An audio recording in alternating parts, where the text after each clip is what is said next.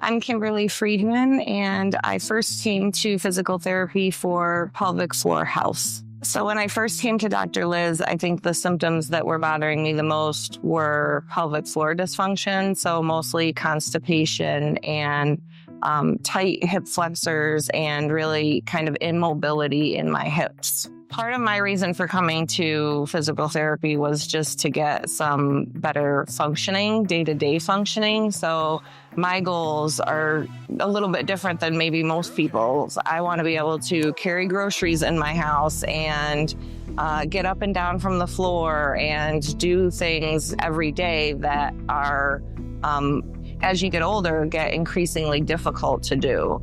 So I want to make that a priority to get kind of functional wellness and functional movement back. So I do a lot of self-care. I teach yoga classes. I teach meditation classes. I also participate in those classes myself. And I have tried acupuncture and chiropractic and a lot of alternative therapies, kind of focusing on health and wellness and just general well-being.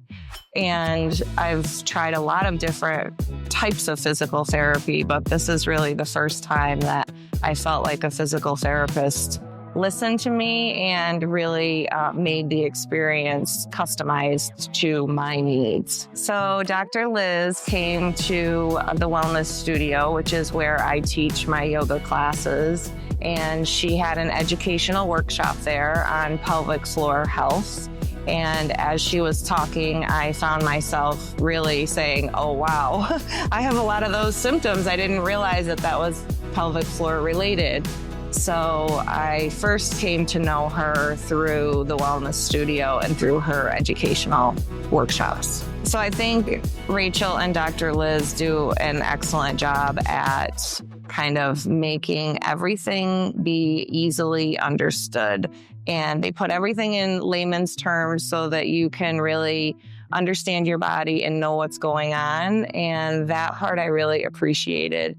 I like science and I like the scientific aspects of things, but to be able to just talk to them as a human, kind of mom to mom or woman to woman, was really beneficial.